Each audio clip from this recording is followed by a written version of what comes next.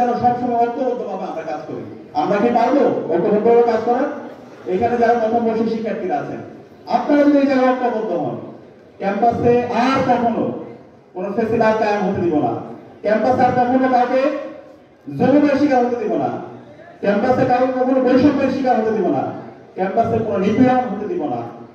এভাবে যদি আমরা সবাই এই গরম গ্যাসমের বিরুদ্ধে, টেন্ডারবাজির বিরুদ্ধে, চাঁদাবাজির বিরুদ্ধে আমরা যদি সবসময় ঐক্যবদ্ধ থাকি, তাহলে বাংলাদেশে এবং রাজশাহী বিশ্ববিদ্যালয়ে আর কখনো ফেসিবাদ ফিরে আসবে না। আর কখনো আমার কোনো ভাইকে তার জীবন দিতে হবে না। আর কোনো ভাই অথবা বোন তার মেধা এবং যোগ্যতা থাকার পরও সে বিশ্ববিদ্যালয়ের শিক্ষক অথবা তার নিয়োগ থেকে তাকে বাদ দেওয়া হবে না। তো এই কারণে আমি আজকে এখানে যারা উপস্থিত আছেন প্রথম বর্ষের শিক্ষার্থী, আপনাদেরকে আমি অনুরোধ করবো ঐক্যবদ্ধ থাকতে হবে। আমরা সবসময় অন্যায়ের বিরুদ্ধে আমাদের প্রতিবাদ জারি রাখতে হবে, ইনসাফের পক্ষে সবসময় আমাদের কথা বলতে হবে। আমরা যদি এভাবে সমর্থন হতে পারি, তাহলে ইনশাআল্লাহ বাংলাদেশে আর কখনো ফেসিবাদ ফিরে আসবে না। আপনারা কি পারবেন ইনশাআল্লাহ? ইনশাআল্লাহ। দ্বিতীয়ত, আজকে বাংলাদেশ ইসলামী ছাত্র শিবির আপনাদেরকে নিয়ে নবীনবরণ আয়োজন করছে প্রথম বর্ষের শিক্ষার্থীদেরকে নিয়ে। ইসলামী ছাত্র শিবির প্রতিষ্ঠার পর থেকে আমরা আমাদের ভিশনের মধ্যে বলেছি সৎ, দক্ষ, আদর্শ দেশপ্রেমিক নাগরিক তৈরি করতে চাই। আমরা ট্রু প্যাট্রিয়টিক ইয়ং লিডারশিপ চাই। আজকে বাংলাদেশের স্বাধীনতা 54 বছর আমরা পার করছি। বাংলাদেশের মানুষের মুক্তি আসে না। মুক্তি না আসার মূল কারণ হলো এখানকার যে ইয়ংরা আছে তাদেরকে যেভাবে প্রস্তুত করা দরকার, তাদেরকে যেভাবে ভিশন দেওয়া দরকার, সেটা আমরা দিতে ব্যর্থ হয়েছি।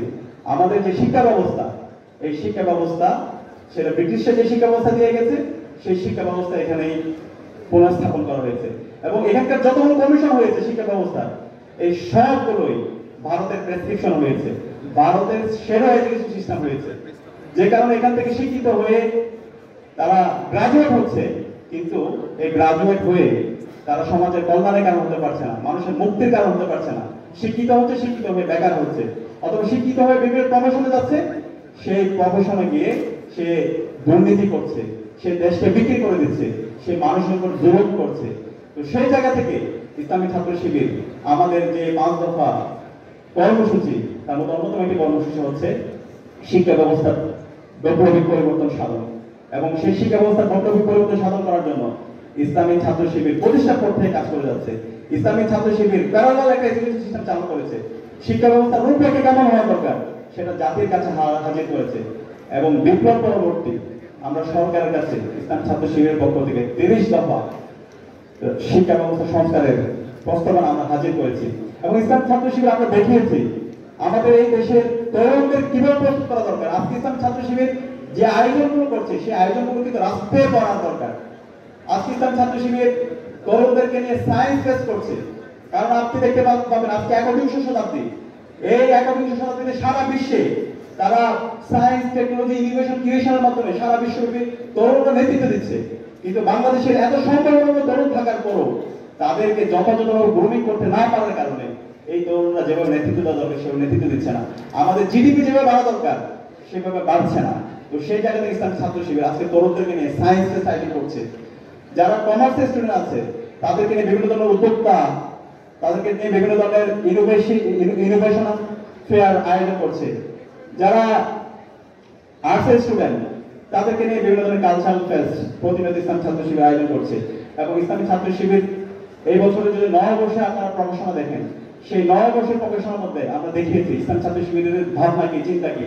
21শ শতাব্দীতে আমরা যদি নেতৃত্ব দিতে চাই, আমাদের কোন কোন জায়গায় উৎকর্ষ সাধন করা দরকার, আমাদের প্রযুক্তিগত জায়গায় কিভাবে আমরা নেতৃত্ব দিতে পারি, আমাদের চিকিৎসা জায়গায় সকল সিন্ডিকেটকে ভেঙে দিয়ে কিভাবে আমরা একটা বিপ্লব সাধন করতে পারি, আমাদের কৃষির জায়গায় কিভাবে একটা কৃষি বিপ্লব করতে পারি, আমাদের যে জ্বালানির সম্ভাবনা আছে সেটাকে কিভাবে আমরা কাজে লাগাতে পারি।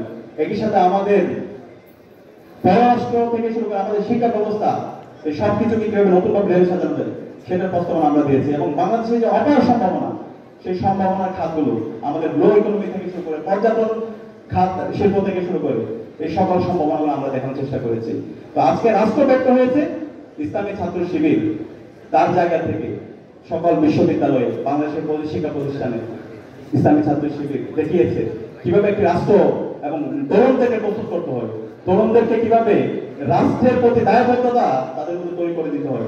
তাদেরকে কিভাবে সদক্ষ আদর্শ দেশপ্রেমিক নাগরিক হিসাবে তৈরি করতে হবে। তো সেই কারণে আমি আপনাদেরকে অনুরোধ করব, ইসলামী ছাত্র শিবির যে অসাধারণ প্রস্তাবনা, সেই প্রস্তাবনাগুলো একটু আপনারা জানার চেষ্টা করবেন।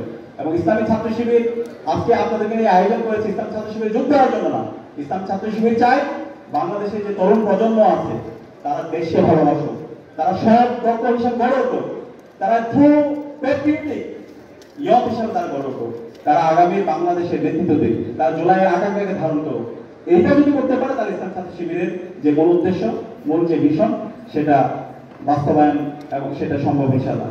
ইসলাম ছাত্র শিবির সেটাই চায়। একই সাথে আমরা